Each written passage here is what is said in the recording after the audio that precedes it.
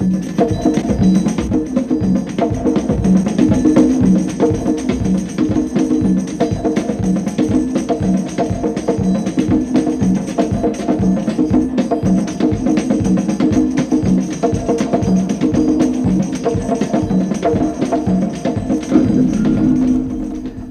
Tony Brown, executive producer of Black Journal. Welcome to Black Leaders 73. This program has been pre-recorded, and you will not be able at this time to phone in any questions. The questions that you hear were directed in some instances to specific panelists, and in other instances they were not. Some of the panelists had not been advertised, and we do not have a number of questions for them. However, they have been encouraged to answer any questions, no matter to whom they are directed. For the next 90 minutes, we will present an unedited two-way communication system between you and our Congress of Black Spokesmen. We will be using television as an instrument of positive social reform, allowing Black America to question members of her leadership and make herself heard collectively. Our guests are Judge William Booth, President, American Committee on Africa; Haywood Burns, National Director, National Conference of Black Lawyers; BURRELL, President, National Business League; Stokley Carmichael, All African People's Revolutionary Party; Angela Davis, National United Committee to Free All Political Prisoners; FANNIE Luhamer, Director, Mississippi Freedom Farm Corporation; Nelson Johnson, National Chairman, Youth Organization for Black Unity; William Lucy, International Secretary-Treasurer, American Federation of Federal, State, County, and Municipal Employees, and the Chairman of the Steering Committee of the Coalition of Black Trade Unionists; the Honorable Percy Sutton, President of the Borough of Manhattan; the Honorable Louis Stokes, Democrat of Ohio and Chairman of the Congressional Black Caucus; Cindy J. Williams, Jr., President, National Association of Black Social Workers; and James D. Williams, National Urban League. One of our panelists was unable to be with us and wired us his regrets. The following telegram is from Mr. Stanley Scott, Special Assistant to the President of the United States. I will now read his telegram. Deeply regret that I must cancel my appearance on your show because of an assignment recently given me on behalf of the President. I would welcome the pleasure of being your guest at a later date. With every best wishes for a very successful show, Stanley S. Scott, Special Assistant to the President. Indeed, there are many other black spokesmen, but our physical and technical capabilities have limited us. We do want the public to understand that our black leadership does include persons not on this panel. To continue to expose more of our leaders, we have invited a different group from our 1972 version. In selecting tonight's panel, we attempted to bring together a diversity of positions and philosophies, held together by the common thread of concern for all black people. May we now have our first question. Black Leader 73, I have to tell you that we are recording your question, and we need your permission to record it and to edit it and to put it on the air. You have my permission to do that. My name is Carl Smith from Lawton, Oklahoma.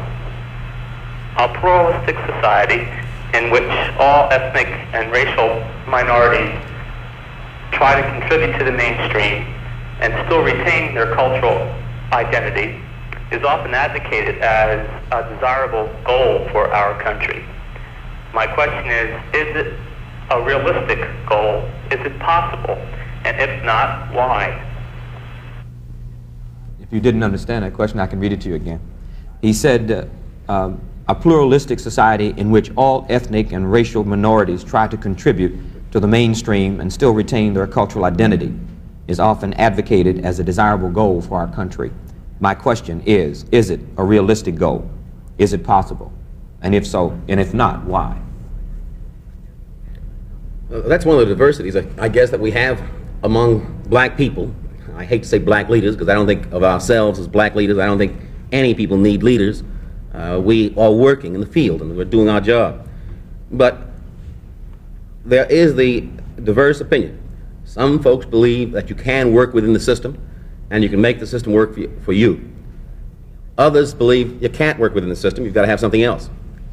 I happen to be one of those who believes that although we have not progressed as we should have, and that the great masses of the people have not at all been able to use their inert talents, the talents they've got and that have been hidden by reason of cultural bias and examinations and all the rest that's happened to us through the years, that although the masses of the people have not tasted the success that is available here in this country, still I believe that it is possible, if I didn't believe it was possible, to work within the system and to retain my own cultural identity in spite of what's happening.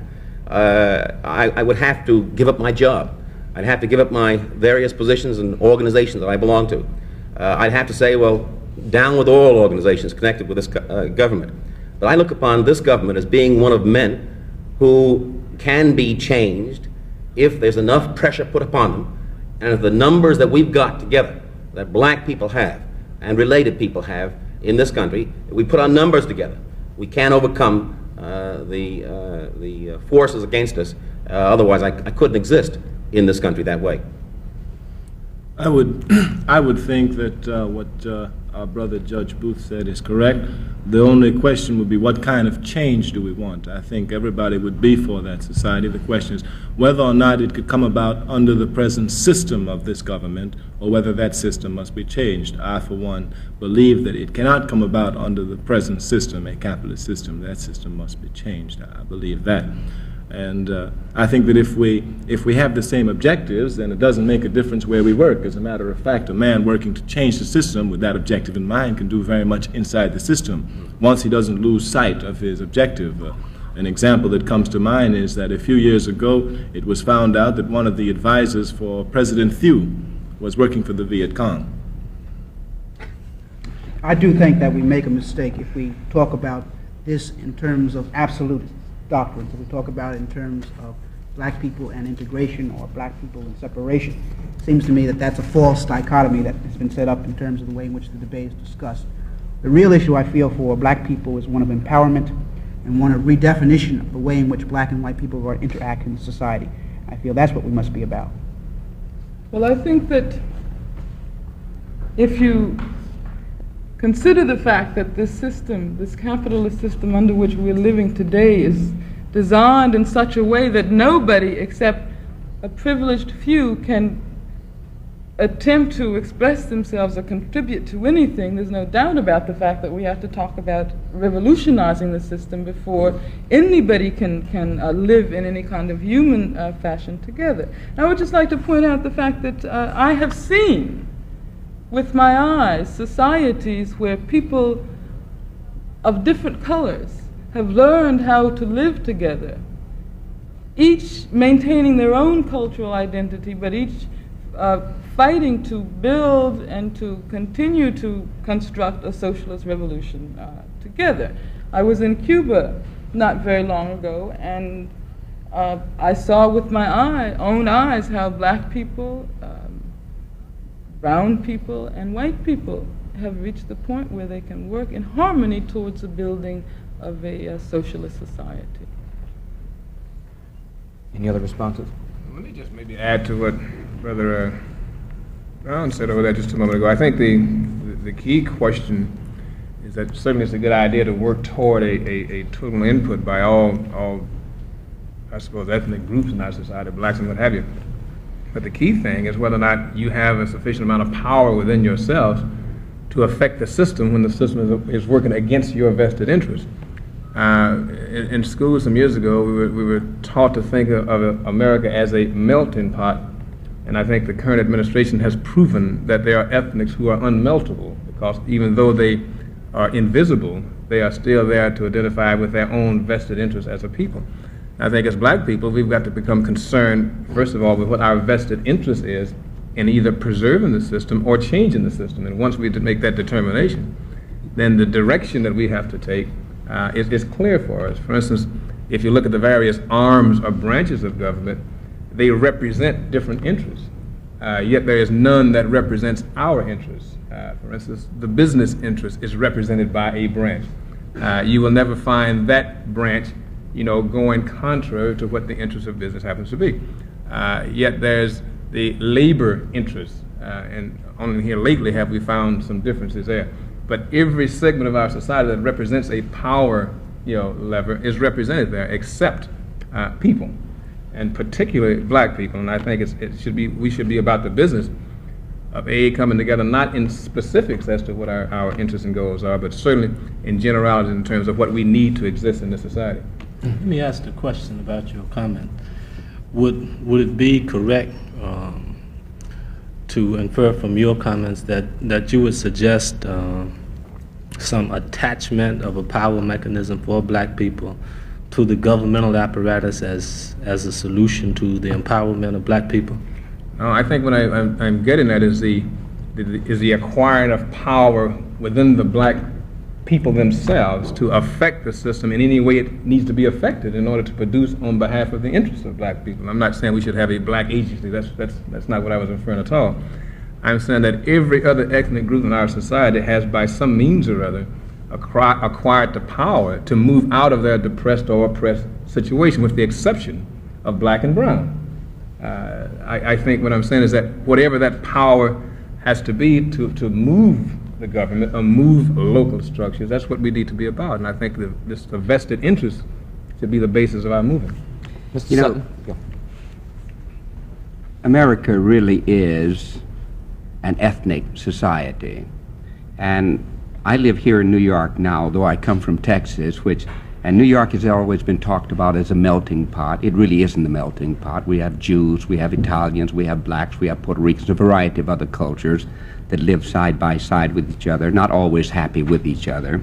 But if we're talking about change, whether it's a change of the style of the government or an absolute change in the nature of the government to a socialist society or whatever other society, I think the thing that is fundamental to it, if we as black people are going to talk about change, one of the first things we need to do is develop some unity within ourselves. Now, that doesn't mean that all black people have to speak the same language or have the same philosophy, but we have to learn to communicate, and I think we are, in a large measure, learning to communicate with each other. And we've got to develop coalitions with others because we are a small minority.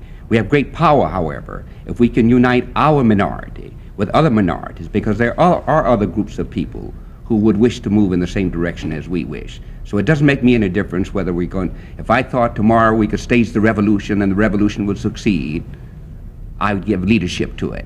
That is, a revolution by whatever method. But at this structure in our development, I believe the kind of revolution that is going to take place is a social revolution without bloodshed. And if this is to be so, one of the first things that must be accomplished is that black people, poor people, must unite themselves and then join forces with others. Well, now, Harlem has been a barometer for a number of years of perhaps black feeling across the country in terms of mood. What do you see, what direction do you see the mood in Harlem going in? I'm not too sure that Harlem has been the mood of the country. Harlem is one of the most volatile places in the country. When I travel to other places, I'm amazed at the amount of unity. We have unity in Harlem, unity in one thing, that we're different. Many of us are different. We have more nationalist organizations. We have all of the organizations you want to perceive of, many of them have their facets in Harlem. No, I don't think Harlem is the mood. Harlem is a very sophisticated place. Sophisticated in the sense that we all understand the need for others of us to exist. So I could not use it as the barometer of America. But if it should be the barometer of America, I think it would be good. But I'm afraid that it is not. Mrs. Hamer, do you see changes since you're from right in the middle of the rural South, do you see any trend there in terms of black people moving toward unity and moving away from unity? Just generally, what is going on in your area of the country? Well, I do see more unity because the power structures in the South are forcing us to have more unity. You know, there have been a class split with the black community. That's being moved because we are finding out whether you middle class or no class is no different. As long as we black, we in the same boat. And that's forcing us to be together. Because, you know, we've seen what is happening in our schools, you know, like if a principal was a principal and was moved and become assistant principal, his job, if he's black, automatically, if he becomes assistant principal, his job automatically is to carry toilet tissue from one school to the other one and load up the bus. So he's finding that it's no different in us, and it's forcing us to get together. And I think that the change will come because we have to, it's nothing handed to us on a silver platter, and we have to work together for a change in the South. Congressman Stokes, did your election as the new chairman of the Congressional Black Caucus indicate a new direction?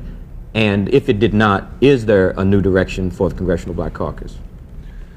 Well, what we had to do immediately after I assumed the chairmanship was to try and evaluate our role.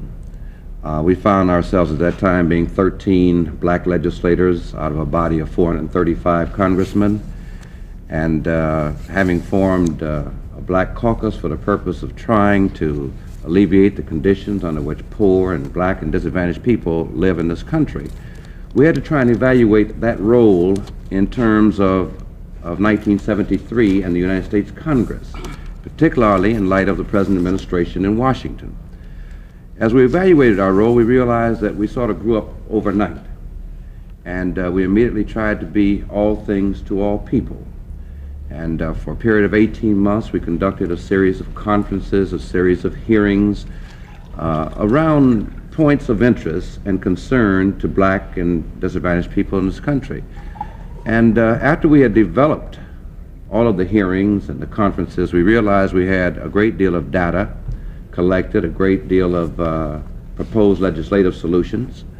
And so we realized that we ought to get out of the business of conducting conferences and hearings, because we had the data, we had the specifics with which to work, and propose legislation which would get at some of the solutions to some of these problems. So consequently, we decided that we would try and make the emphasis of the caucus that of a legislative thrust, that is, to add a black perspective to that legislation coming through the United States Congress, particularly in light of our work on committees, where we can fashion amendments to legislation before it even comes to the floor that would add a black perspective to that kind of legislation.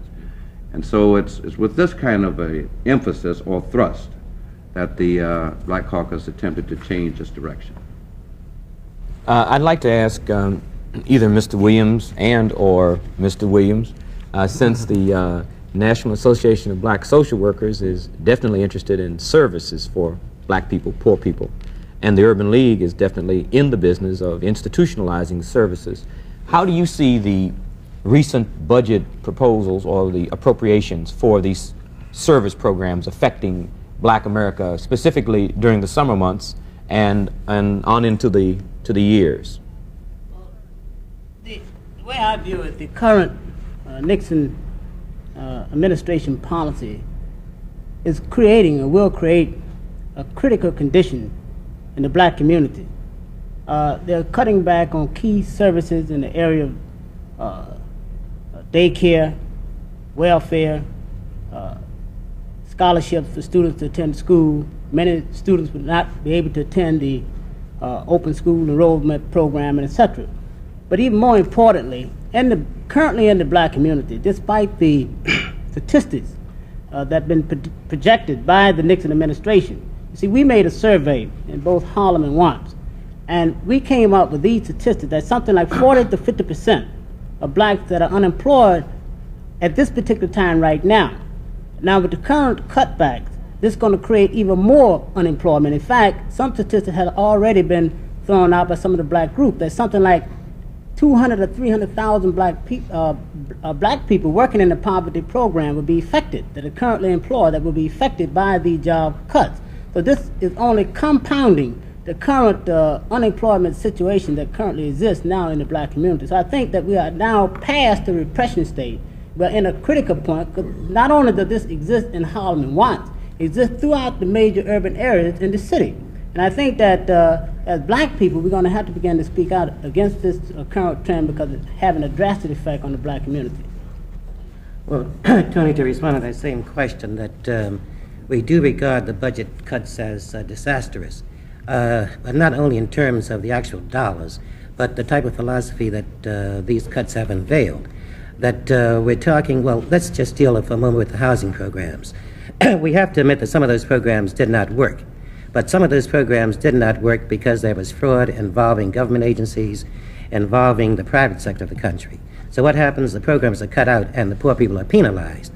In other words, that we are being victimized because someone else has victimized us. And the whole question of the cuts deals with the type of philosophy that says the country has done enough for poor people, so now we'll move on to something else. That we can abolish poverty with the stroke of a pen. And so therefore that these programs are no longer needed. And anyone that needs these programs are really freeloaders whom we can do without. So we deal not only with the question of the dollar amounts, but the question of the type of philosophy that's trying to, well, that is being exemplified in this type of approach to the budget. So I think that that's the main thing. I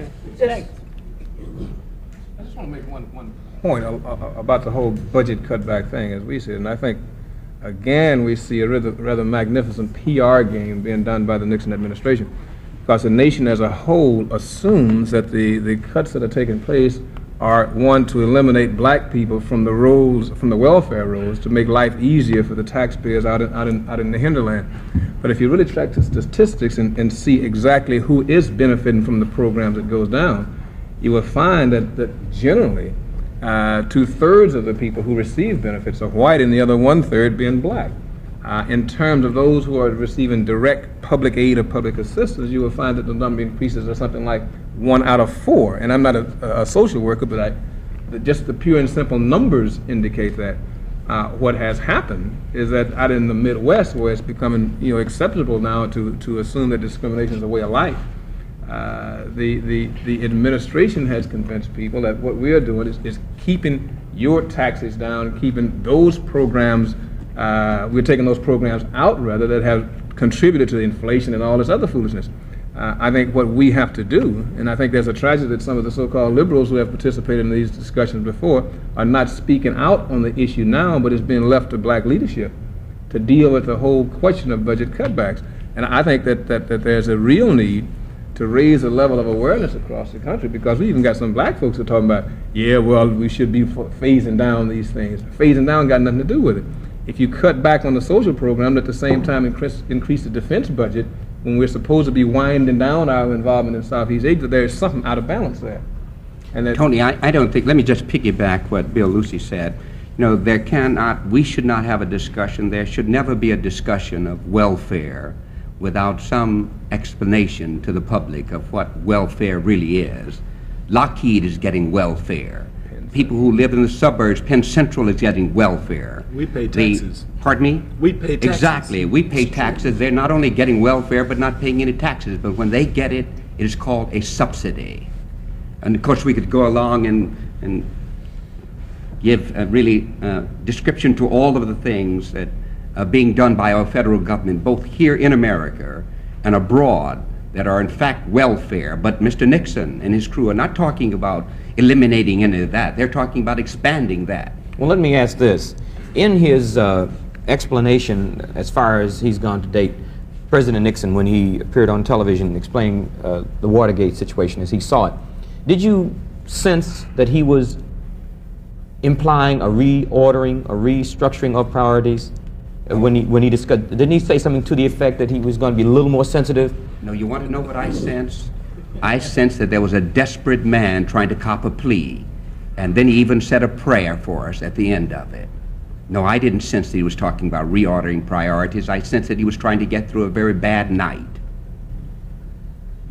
And I think also that the critical thing about that performance was that he never really got to the substance of what they're dealing with. That what we got was a lot of rhetoric, a lot of waving of the flag, and then you're supposed to go away feeling that Watergate is just going to disappear. And I think that it was an unfair trick to play on the American public. Well, we are. It's one thing, I'm sorry, it's one thing, that is the only president in the history of my time, and I'm 56, that can talk an hour and never say nothing. But we also have to ask ourselves what the real meaning of that Watergate affair is. And I think it's important, especially for those of us who are here this afternoon, to recognize that if the Republican Party will go that far to sabotage the Democratic Party, to sabotage that kind of opposition, what have we already been experiencing insofar as repression is concerned, and what will we as black people have to face in the future? Because there are many of us who feel that not only the Republican Party, but the Democratic Party as well is committed to upholding a system of exploitation and racism. If you look at the McGovern campaign, McGovern didn't even raise the question of racism, and he was supposed to be the far left wing of the Democratic Party. So I think it's important to see this Watergate scandal as being an indication of the real threat of fascism. And I think that's what it is an indication of the lawlessness of law officials and the abuses of state power at the highest level. You have to take it beyond the particular example, as Ms. Davis said, of Watergate, to understand what's going on at all levels in our society as far as abuses of power by the government is concerned, particularly in political areas. If they're doing this against the established opposition, what are they doing against black people? What are they doing against political activists? What is happening with the statutes that are being passed and the people who are being appointed to the courts, the decisions the courts are rendering? What's happening at the street level in terms of the administration of justice? Then you get the full impact of just how lawless these people are who are supposedly in charge of administering the law. When you look at the statutes the Congress has been passing, preventive detention, you see the no-knock, you see the stop and frisk, you see the Interstate Riot Act. You look at the Supreme Court of the United States consistently cutting back upon what we regard as traditional rights in this country, doing away with the non-unanimous jury. When you look at the street level, the level of violence, officially sanctioned violence that's going on in this country, the political implications of that. Look at what happened at Kent State, and at Orangeburg, Jackson State, Southern University, at Attica where 43 people were killed.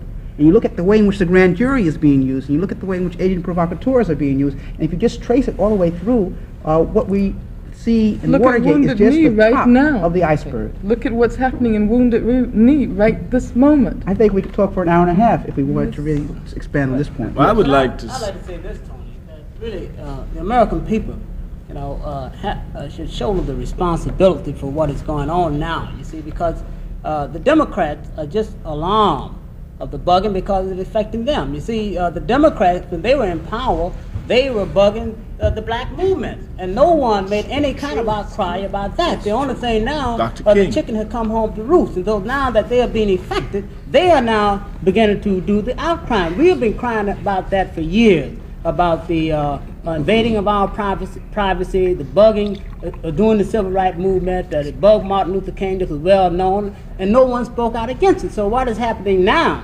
See, it has been a revelation of what have been going on for years, and I think that the American people now are becoming more aware of what is going on. Now the fact is what they're going to do to begin to deal with it. But I think that I want to go back to another point also.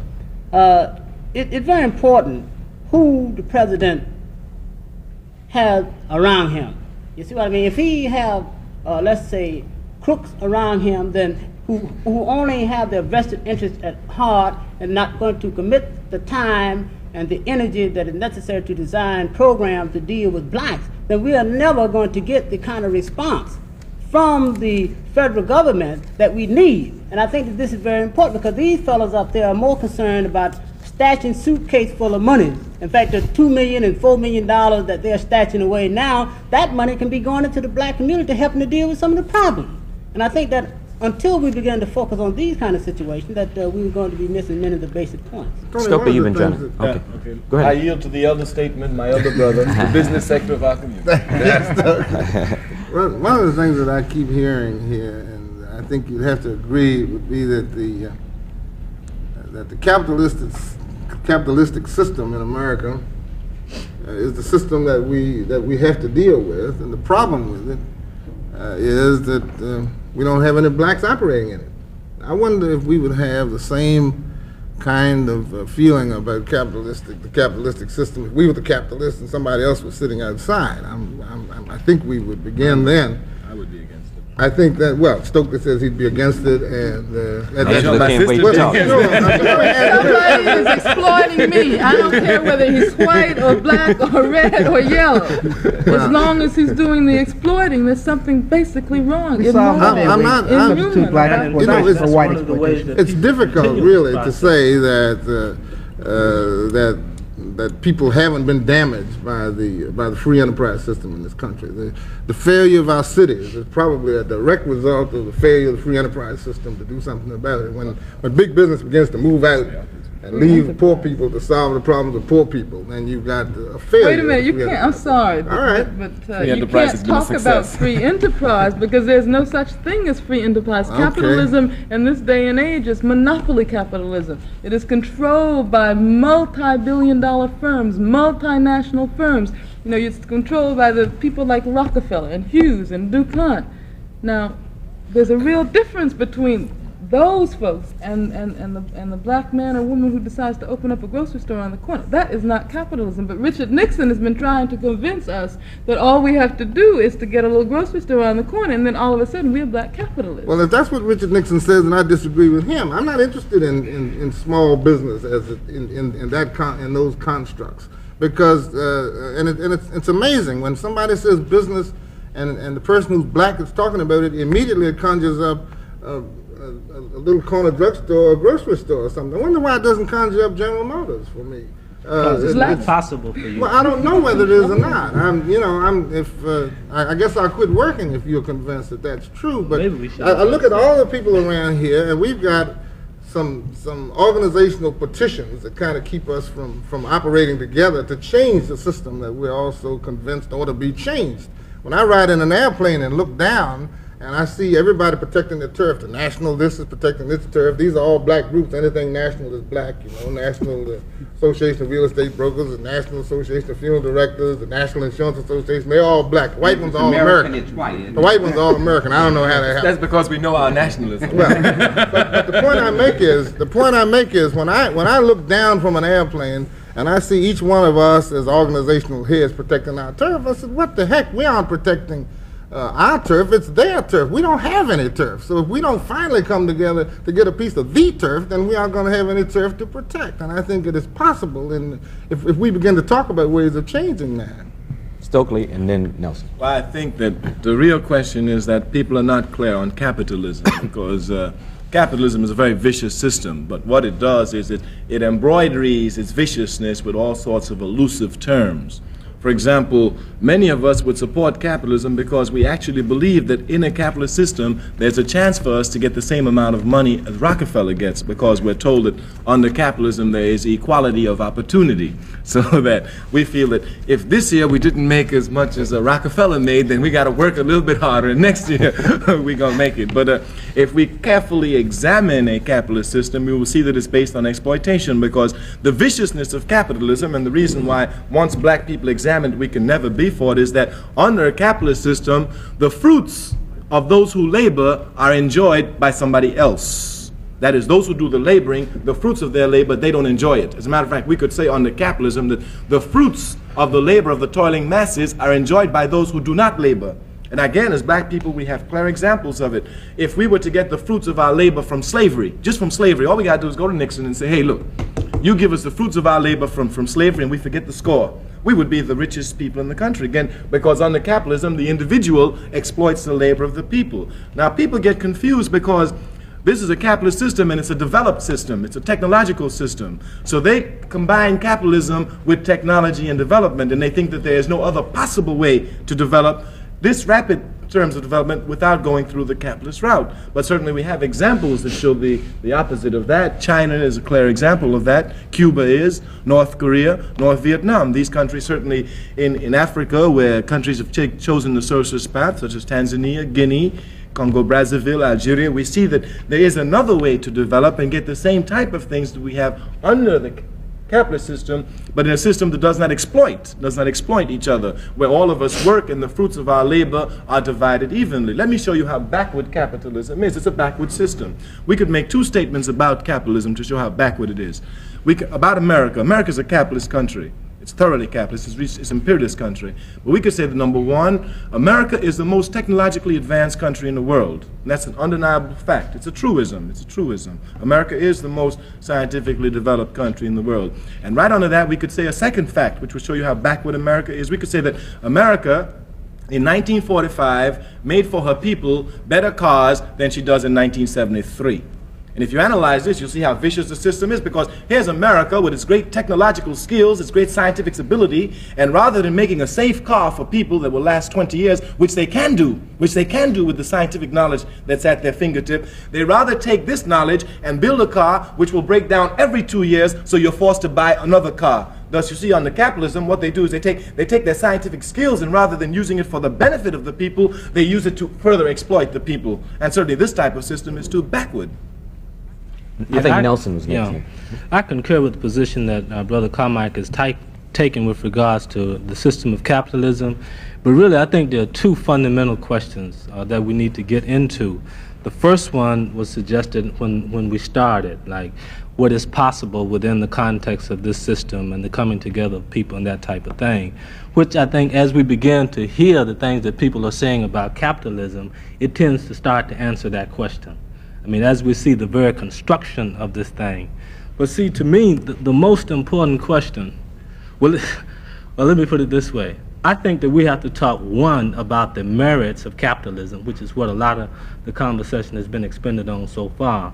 But secondly, and very importantly, is once we begin to see that picture, we have to raise the question of how it is that we work within the framework of our existence in a capitalist system that we, I think, can agree that we oppose, at least some of us can. And then we get down to the nitty-gritty of the question that Mrs. Hamer spoke to about whether we're moving toward unity, the question of coalitions, I mean, the question of the dynamics of day-to-day work on real problems that affect us as a people. See, because we could hem and haw all day about capitalism and talk about how bad it is. Obviously, it's bad. And if you could tell me the 10 worst things in the world, I could tell you that they have been increasing in this country in the last 5 or 6 years. I mean, to give you some idea of the direction that this system that people are talking about is taking.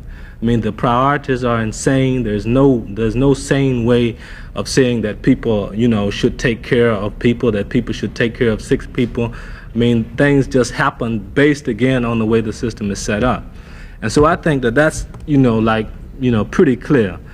Second thing is the idea of how we work in unity. See, it's my notion that we have to take a second look at this question of unity, because I'm not convinced that it's all that much unity taking place in the black community today. In fact, what you see on the one hand is a uniting of certain people who are beginning to agree on a direction to take, and at the same time you're seeing the uniting of black people who are taking another direction.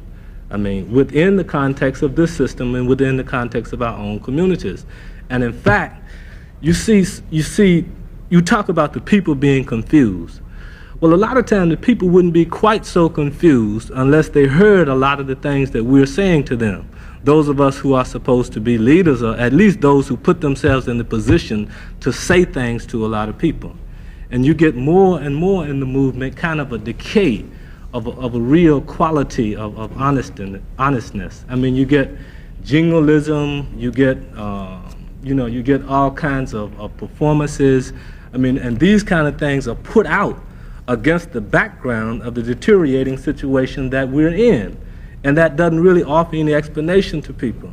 I mean, but then on the other hand, you have a group of people beginning to address the question differently and to begin to see things like, I mean, you could just list the problems, the problem of jobs, the problem of education, and begin to draw some concrete analysis of that and outline some specific kinds of ways that people begin to function. So I just wanted to point out that you're really talking about two. One, capitalism, but two, and importantly, we haven't done anything to denounce capitalism unless we are able to devise some sensible way for us to organize ourselves to resist it. Not true. We have. The largest ethnic group to condemn Nixon were black people. We've always been in the vanguard. We do that all the time. But there's a second dimension to what I was raising.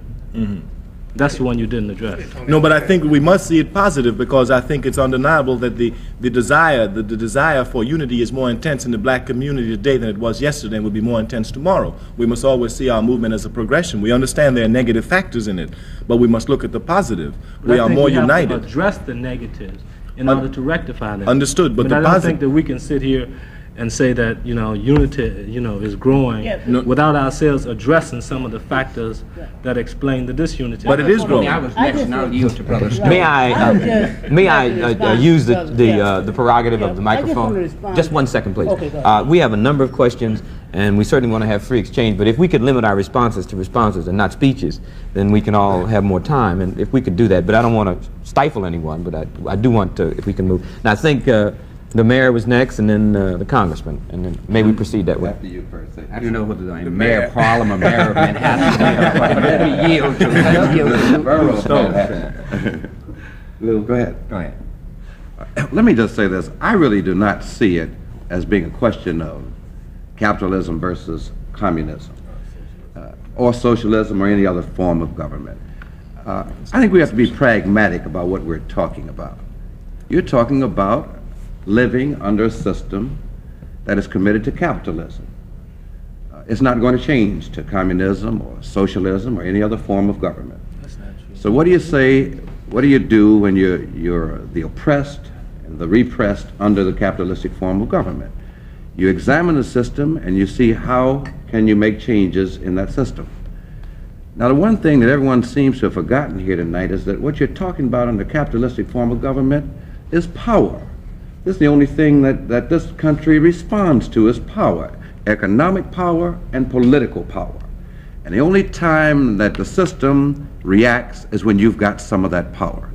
And as black people, we're not going to be able to overcome in a capitalistic form of system unless you do acquire both economic and political power, as every other ethnic group in this country has done. Obviously, I think the thrust in the 70s is in that direction. I think that black communities are demonstrating greater sophistication towards the fact that if they're going to change the system, they have to do it and work within the system. They have to do it by acquiring power in both of those realms. There's no question about the necessity of power to do anything. I mean, it's axiomatic. I mean, if we're talking about doing anything, I think the question is that the interest in which the power is addressed has to be a little bit more precisely defined. You know, even within the context of our own community and the use of that power by various groups within the community. I mean, I think there, again, we raise the essential question, because there is a degree of power that we have, and there's a good deal of disagreement over the way that power is being wielded. Let me go back, if I can, Tony, to the point that Lou makes, and I agree with it 100%. You see, what we generally do is we get caught up in an awful lot of theoretical discussion about how you change things when we're really faced with a very fundamental problem. Whatever change is going to come about is going to take some time. And rather than getting involved in dealing with the hereafter, I think we got to deal with the here and now. And that is the fact that most situations, if not all that we're dealing with, are economic situations in terms of black and poor people. Going back to the 60s, which so many participated in to bring about social change, which sort of made us legitimate people in the eyes of the law. Well, we've gone through that now, and we've got probably on the books as many rights as anybody else, except that we can't enjoy them by virtue of the fact that there's no economics in our pockets to allow us to do that. We can now go to the Waldorf, but we may not can buy none, which is sort of a none-plus kind of thing. What has to happen, I think, is that people got to pull themselves into a group to function, back to what Lou says, as an economic bloc first. Secondarily, as a political bloc, and that calls for making all kinds of coalitions that I think, as the chairman of the caucus stated one time, which is a coalition of convenience, because there are other groups in the society who may not be as oppressed as blacks, but are certainly as without as blacks. And I think around economic interests, around the development of political power, you can develop a philosophy that is neither communistic, socialist, or capitalist, but the question of pragmatic politics to acquire change. Did you want to make it? Tony, I've watched a number of times events such as this, a number of blacks getting together who either are leaders or purport to be leaders, and their discussions, and we get off to the philosophical discussions of where we're going. And we began today by saying that we are not necessarily the black leaders, not necessarily, we are not the black leaders of America. We are persons who are sitting here. But I've talked about unity, a number of us have talked about unity. It is a hoped-for thing, but let me just tell you that one of the things I really hope for, and I come from a background family who moving towards socialism, who would like to see a socialist economy, but do live in a capitalistic society, would like to see changes take place.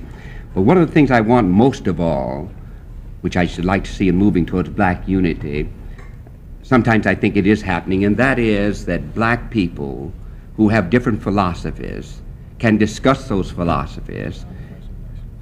Each of us do that which we think is necessary to meet the common need. Those of us who wish to move towards socialism talk about socialism and not find the necessity in the course of propagating our philosophy, whether it be capitalism, socialism, nationalism, whatever it is, not find the necessity to destroy other persons who are giving leadership in their arena.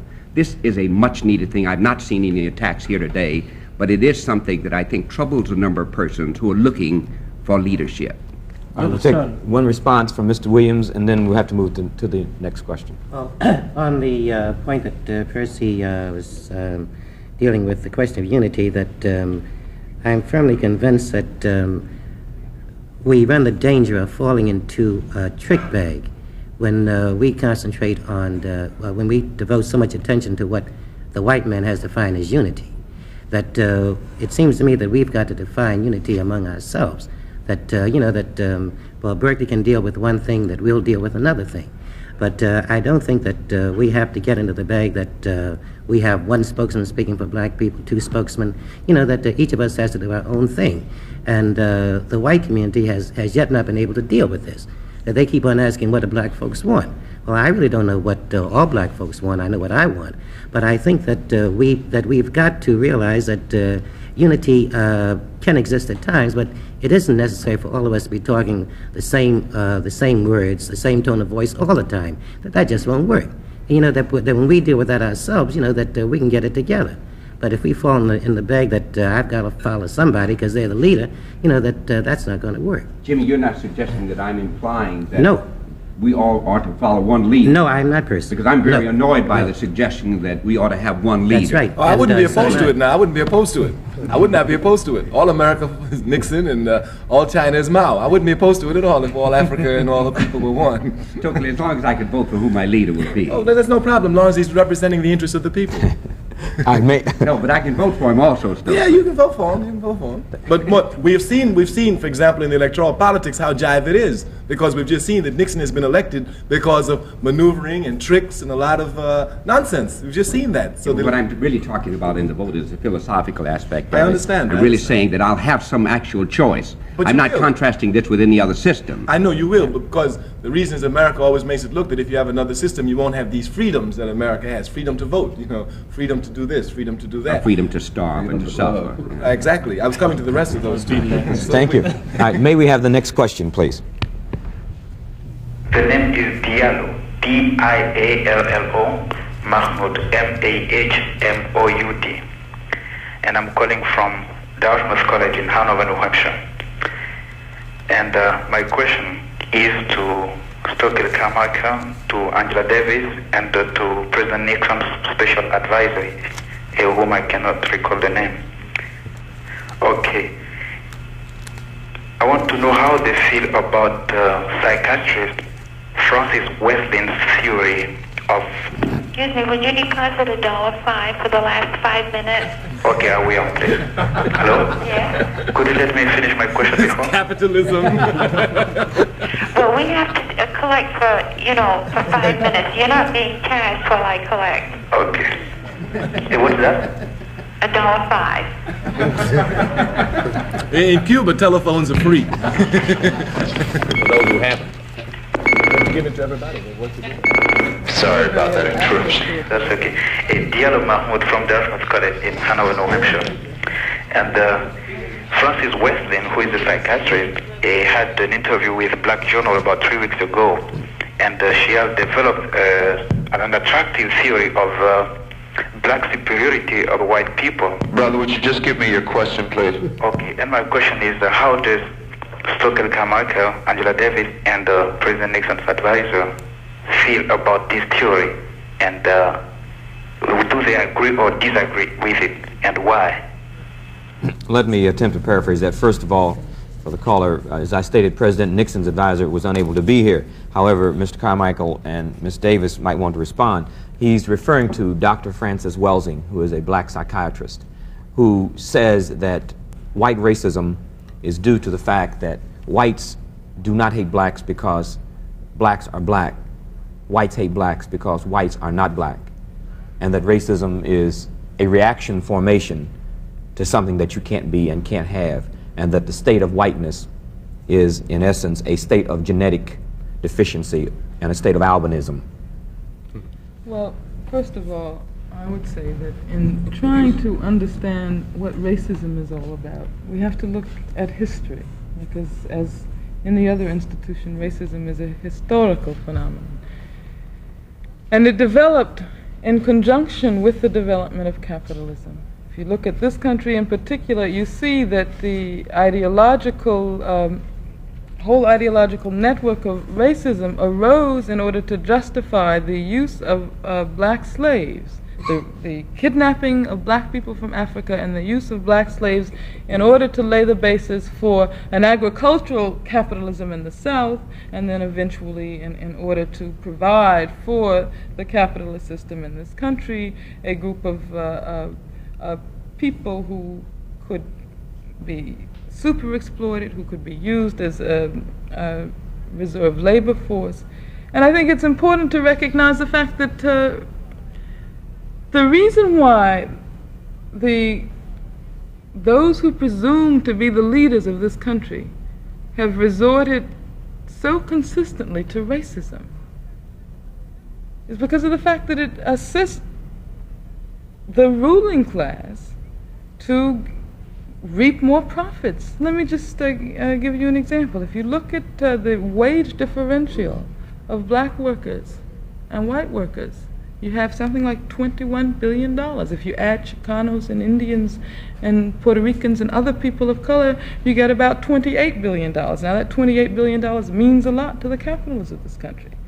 But racism also serves another purpose, and I think it's important to understand this. Racism is used by the rulers of this country in order to convince white people who are also, the masses of white people are also exploited. They aren't exploited as we are, and they are not, there is a qualitative difference in the sense that we are racially and nationally oppressed, whereas white people are not. But white people, the masses of white people are working people, and the fruits of their labor are robbed by the capitalists. But you see, when the worker is focusing all of his attention, the white worker, on black people, and when he thinks that the reason why he is now unemployed is because of the fact that there's a system which gives black people in certain industries job priorities, and when Nixon and all of the others are able to sick white workers on black workers, then they have created a situation where the white worker is not even going to think about the fact that he's being exploited by the capitalists.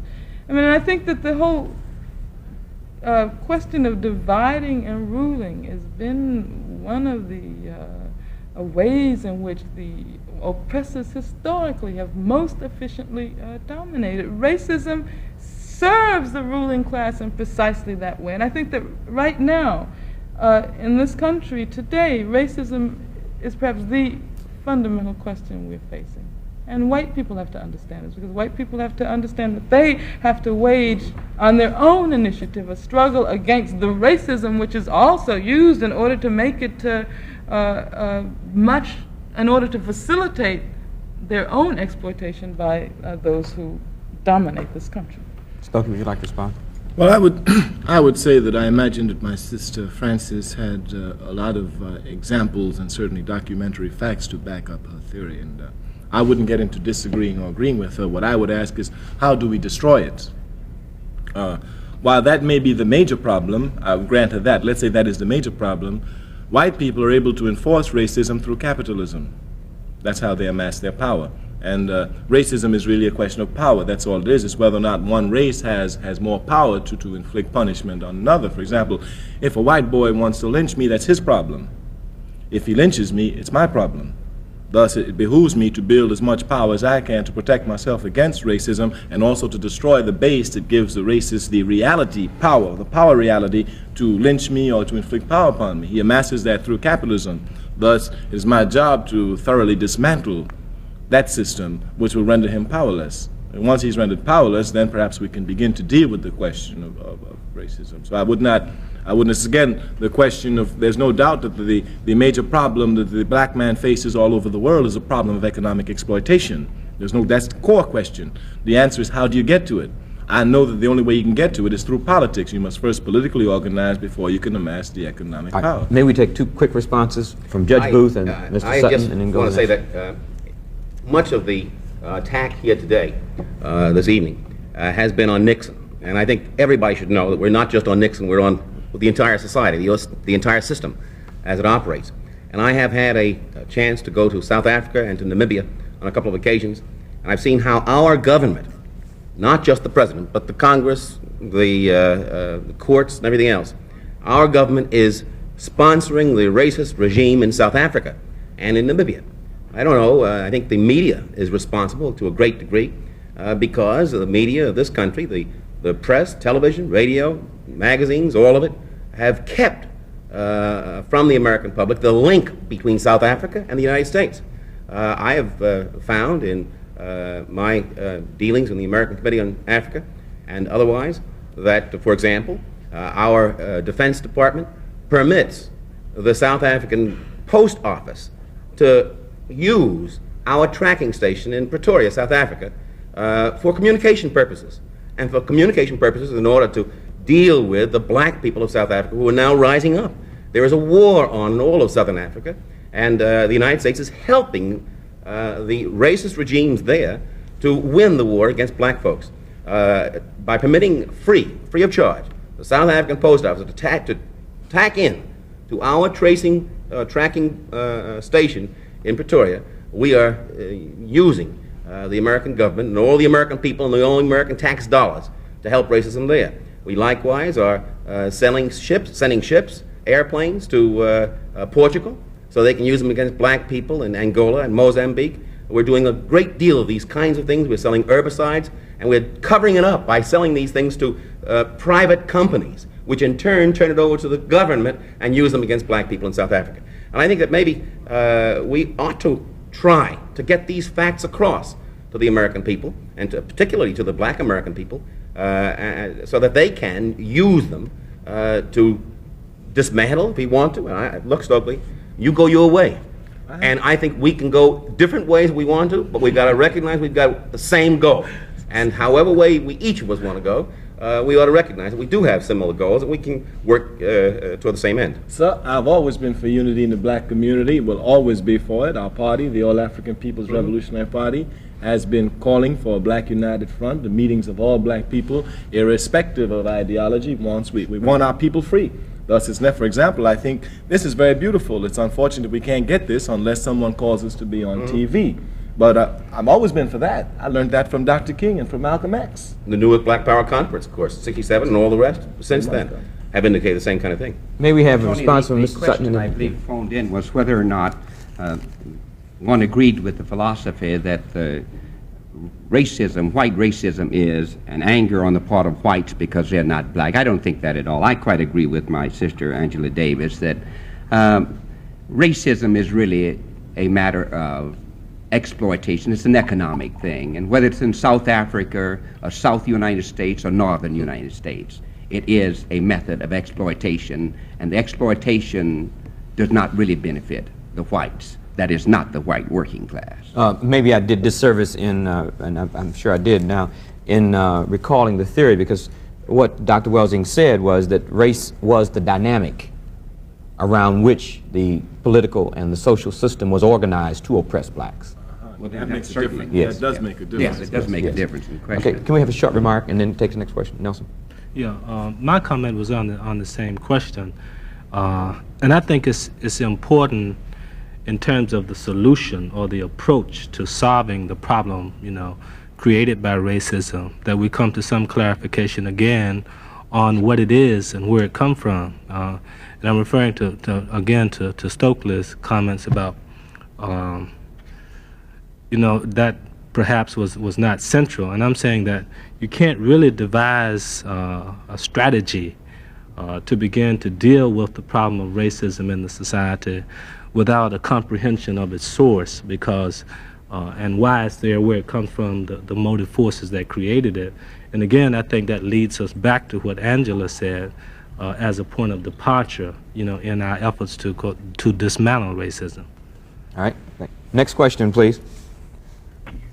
Robert Alexander, San Antonio, Texas. Is it possible to persuade existing black organizations to assign appropriate staff from each of these organizations to convene and develop for presentation a cogent list of priorities?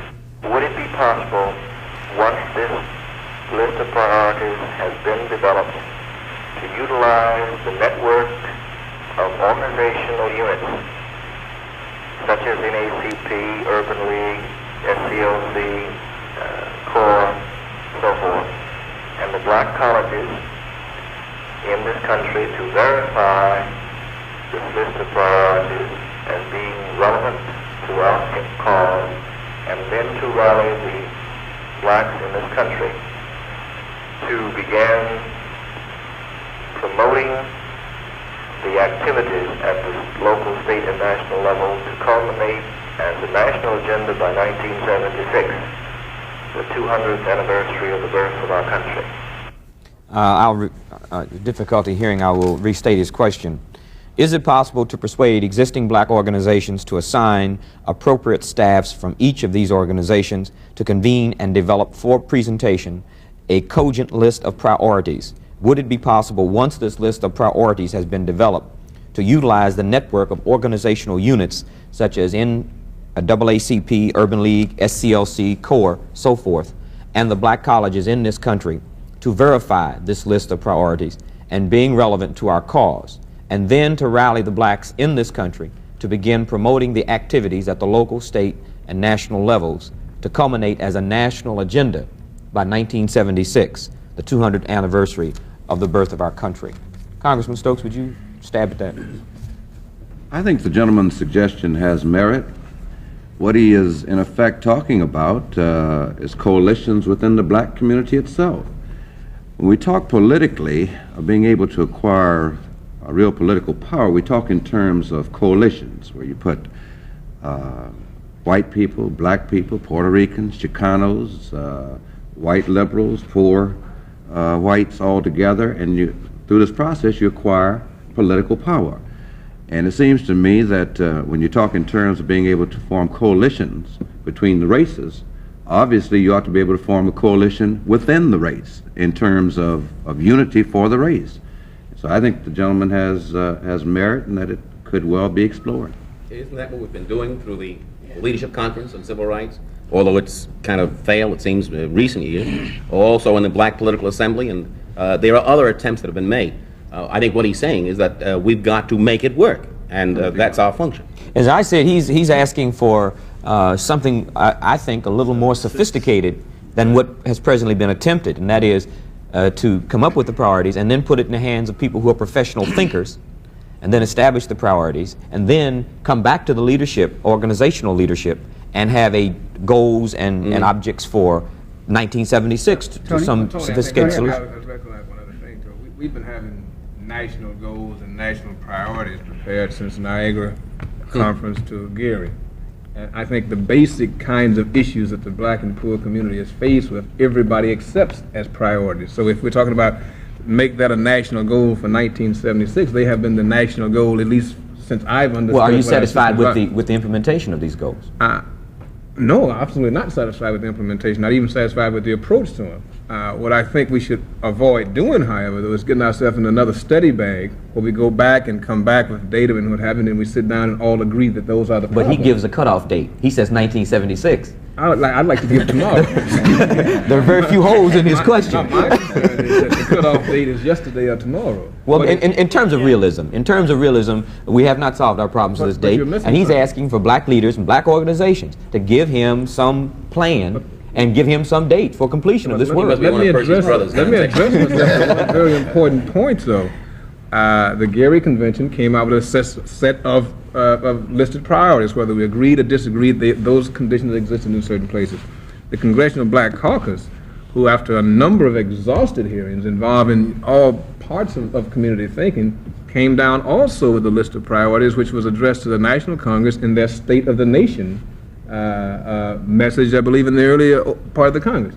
Now, anybody who takes a look at what was said there recognizes these to be problems. I don't see the need to have some sort of convening again of black leadership. I mean, part of our problem, Tony, is that we traditionally convene leadership and forget to convene people. All right, let me be the devil's advocate. Here we are sitting, and perhaps some of you feel a little nervous about being called leaders, but you are, because the term has been stigmatized, and I can understand it. But let's be practical. Here is Mrs. Hamer, who is in the middle of Mississippi. They have a farm corporation. Their farmland, their cotton is underwater. They're starving. Now, what actually do organizations do specifically? 1, 2, 3, 4. Do you send 4 loaves of bread and two ham hocks? Do you go down and, I mean, in terms of saying, well, yes, our brothers and sisters in the rural South are starving. That's an abstract. Now, what do we do? How do we move from nothing to one? This is, I think, the substance of what this brother is asking. I just don't see it not being a legitimate concern. I'm saying let's talk about a disaster situation, and we talk about the federal government as the institution to relieve that disaster, or local government. What I'm saying is that there is a clear procedure to follow in that situation. For instance, our illustrious leader has declared certain parts of it a disaster area, so fine. The machinery of the Red Cross or whoever cranks up and does something. But if they had been Jews, the national Jewish community would have fed them. Israel would have aided them. This is... We say on one hand that we can't depend on the federal government. Then when a black person's in trouble, we say the federal government should do something. I think another point that in terms of our past experience with disaster areas, and I think that perhaps we can advance this discussion a little further using this example, is that in the past when we have had disaster areas in the South, Mississippi in particular, the federal government has acted in a discriminatory fashion in administering disaster aid. And one of the things that was needed then was close monitoring by a concerned black community, by skilled black people to go in and at first address the immediate problems that the people had, but as well to make the federal government live up to the standards that it had enunciated for itself. Not only that, I think that many times we don't understand that unity is a struggle. Because when the black man tries to unify, it is obvious and expected and understood that the white power structure of this country does not want that to happen. Thus, they move in many different ways, not avert, but rather cover to keep the black people divided. Thus, we have a responsibility. You know, if we tried last year and we didn't do it, we tried the year before, we will keep trying because we got to do it. Right. We got to do it. What is the alternative? And the other question is that on the question of leaders versus people, it is just a simple systematic way of organizing. You represent the state, county, federal, municipal employees. That's a large number of black people in this country and other people, okay? But large number of black people, undeniably so. You represent that sector. Brother Nelson represents Yobu, which is an organizing group that's all over the country. That's a sector that he represents. The Honorable Percy Sutton, our brother here, represents Harlem. That's a fact. Brother Stokes represents a constituency in Ohio. That's a fact. If these people sit down and come together, they will create an atmosphere in which your constituency, his constituency will now be inspired to come together. Thus, we have to understand what it's about. Just bringing the leaders together is to set an atmosphere of unity. Because when your constituency, when Brother Sutton's constituency, when Brother Stokes' constituency look up to those who they see as national leaders, they see them divided. Thus, it demobilizes them. But if they saw us in constant contact, they would be inspired. And thus, we would speed up the process of organizing the very people. Let me ask a question on just one second. I think, but it's important we understand. I was not saying... Could we make our remarks short? I was not saying that leaders should not come together. My concern is to not become bogged down in 4 or 5 years of trying to determine priorities. For instance, when the administration came in with their wage price guidelines, more wage control, that was an instant kind of thing that poor people were confronted with. Not rich people, not doctors, not bankers, where interest rates, profits, but wages. I'm saying that we've got to be prepared to deal with that. For instance, the power hunks in the country immediately moved steel workers, auto workers, whoever was necessary to relieve the pressure from their people, they could move to get themselves exempted or excluded. We must be unified. It's not necessary to be unified. We must be powerful. All right, thank you. Well, you're going to get power from unity. All right. Brother Sutton? Only way we're going to get it. Tony, you pointed out just then with regard to the Jewish community that had there happened within the realm of the interests of the Jewish community that which happens, and you're mentioning in Mississippi to Fannie Lou Hamer, there would have been a different response. We're talking about monitoring the federal government in what it gives. And the Jewish community would have been talking about monitoring the federal government in what it gives, but also in themselves doing something. We have not reached that point in our development, and it goes back to what Angela Davis has said. It is all economic, because until we're able to organize ourselves in whatever movement we have, whatever philosophies we have, to move economically to structure the brother or sister is not going to listen to you or to any of us unless we can change the condition of his life, either create a socialist system for him or make his life better in the capitalist system. Would you accept the Nation of Islam as an example of that? As an example of what? As an example of blacks developing the second statement in your analysis. Yeah, I think, let me just say this, I think the Nation of Islam moves towards what I should like to see. It moves towards doing something for the economic side of black people. Unfortunately, it has not had the impact many of us would wish it would have. And I guess the reason it has not had that impact is because there are not yet a sufficient number of believers.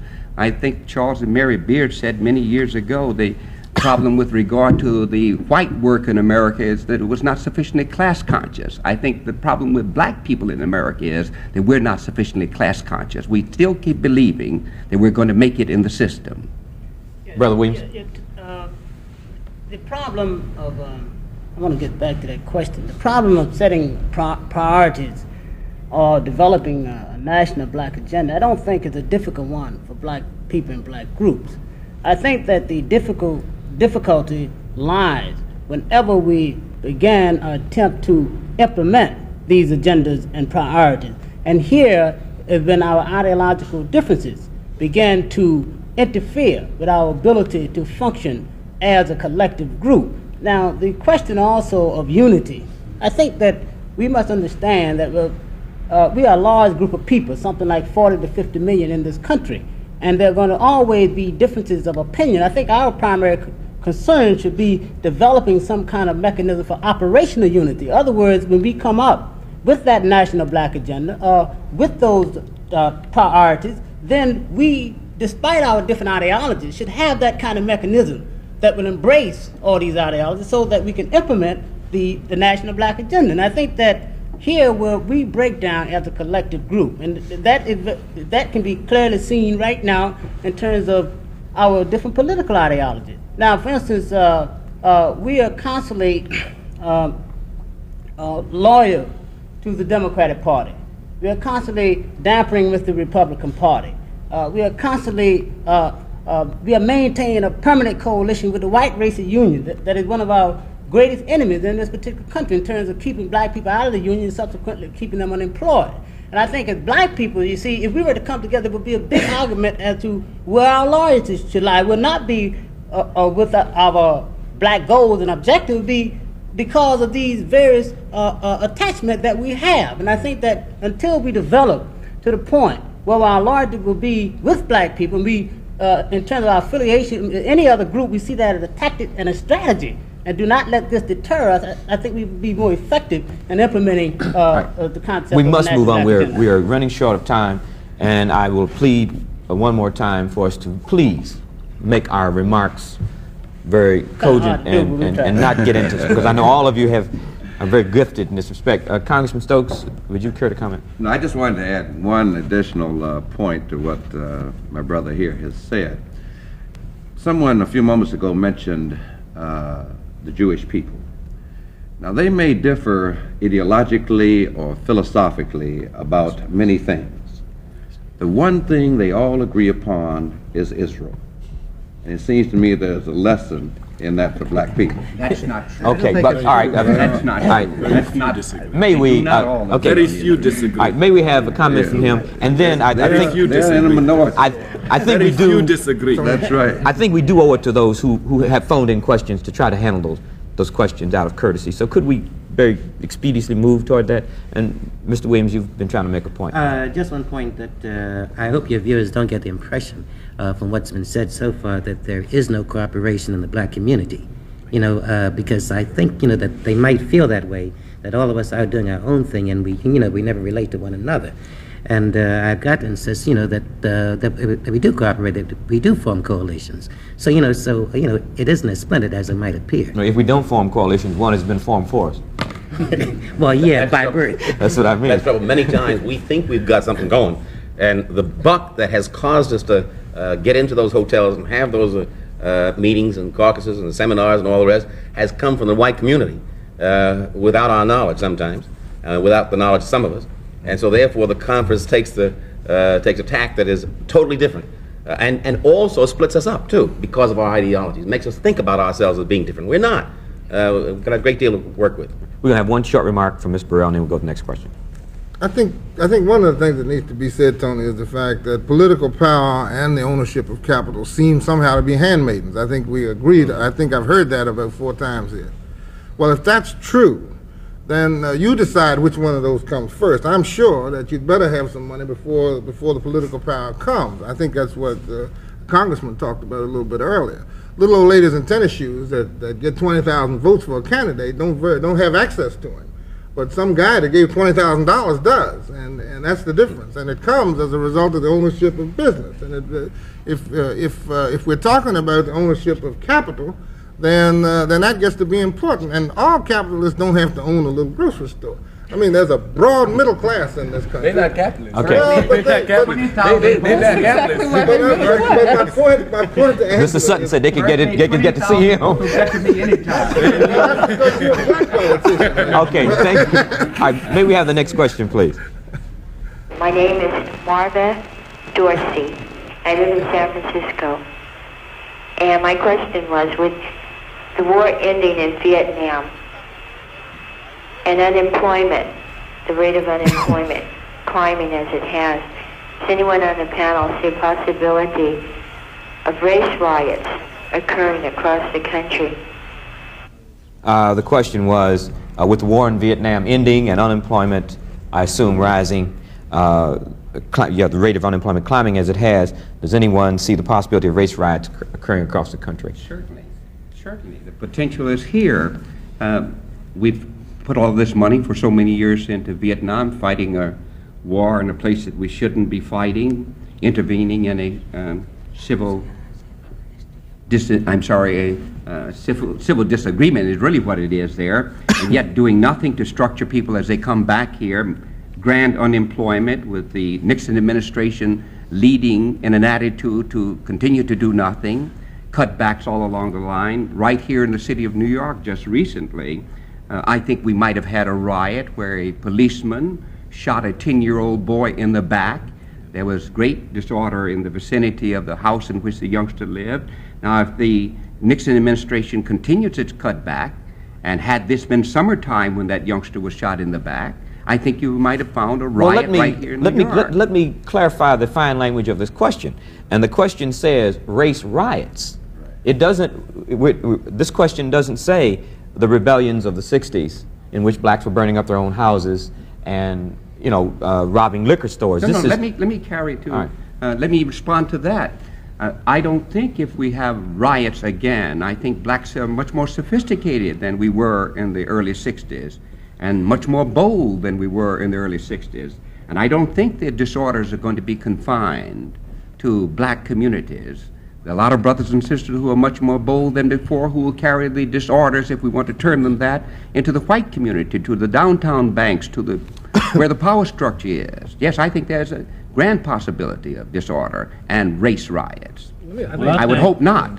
Well, I think that we have a responsibility, because no doubt the atmosphere is that we have a responsibility to construct that that consciousness that will now rise, and to guide it in whatever channels we see, irrespective of whether we say we're violent or nonviolent. I think we do have a responsibility to try and channel that. Right, because while we can agree on an increase in racism, I think it would be inappropriate to draw the conclusion that that will manifest itself in race riots, and in fact, it becomes our responsibility to work to make sure it does not. Let's see if I understood the question, whether there was a possibility. Yes. And my answer, yes, was a possibility. Well, I agree with you. As related to unemployment. We have an obligation, of course we do. A responsibility to channel it. Now, it can take different forms. All right, gentlemen, Mrs. Hamer. It's things that I really don't understand about that war, because I've never seen the war end and people still shooting.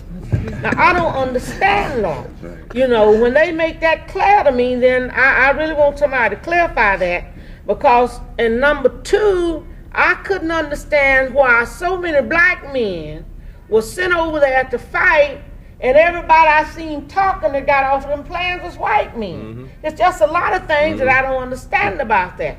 You know, and well, you know, this is enough to make people upset, because that upset me.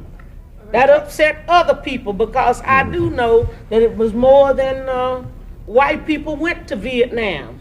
And I know that, you know, somebody else should have been, you know, it was two things that really upset a lot of people in the South.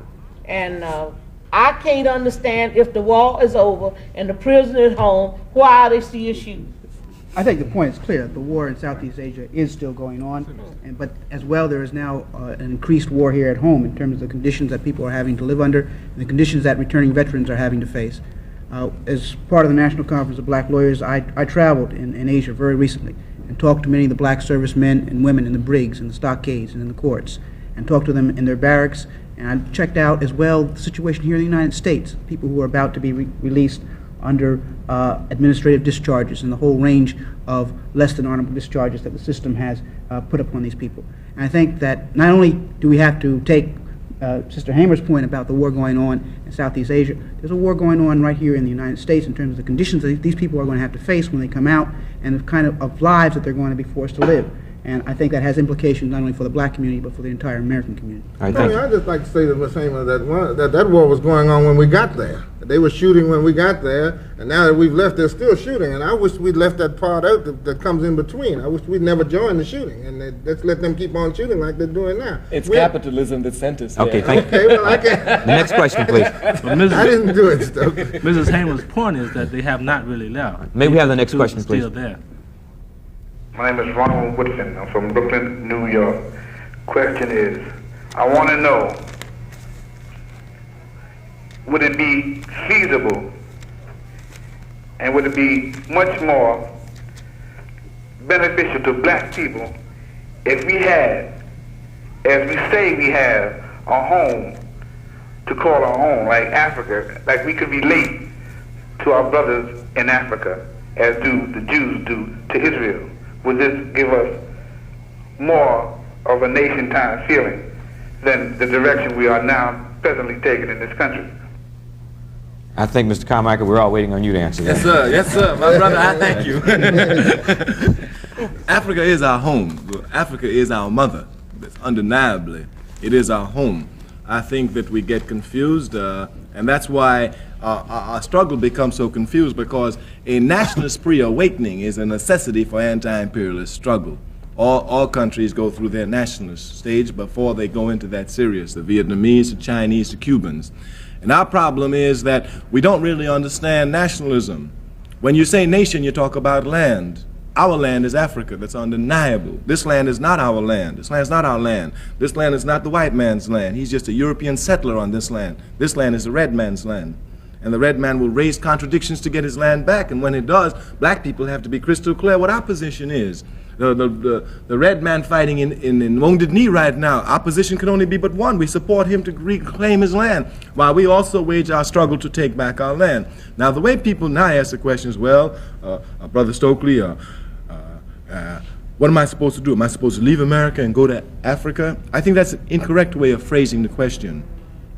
Once we understand that Africa is our home, then the way we raise the question is, Brother Stokley, I'm in America. What can I do to help home? Right. Now, once the question is raised that way, then we see it more clearly. But it's undeniable that when you fight revolution, you fight for land. Thank you. Fight for land. Very few minutes. I'm going to try to get to another question. Next question, please. My name is Deidre Carter, and I'm from Cleveland, Ohio. And my question is on census taking and the fact that from 1900 to 1970, according to the World Almanac, the Negro Almanac, and census, why we have still remained 10% to 11% of the total population, and exactly who is the minority on a national and an international scale. Thank you very much.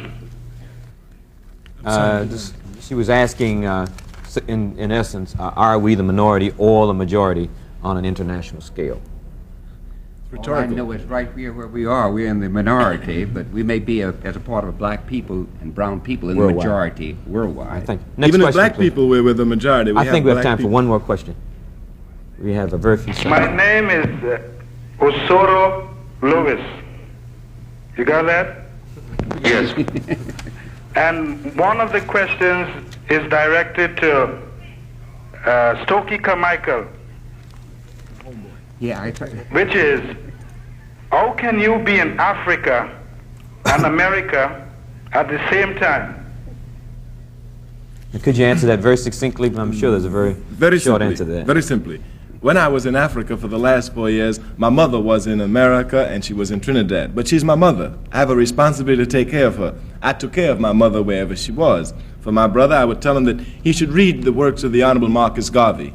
And he will see that the Honorable Marcus Garvey never saw Africa, never saw it. Yet it is undeniable that the Honorable Marcus Garvey worked harder for Africa than any man in his lifetime during that period, and he never saw America. We have a few seconds. Angela, let me ask you, what is your involvement now in the political prisoner movement specifically? We have about a half a minute. Well, we are trying to build a movement embracing all of those thousands and tens of thousands who supported me, as well as anybody else who can see the need to free more political prisoners and victims of political repression. We're talking about fighting around the case of Ruchell McGee, the San Quentin Six, Carlos Feliciano, Rap Brown right here in New York. I was visiting just a few days ago Ruchell McGee in San Quentin. I hate to interrupt you.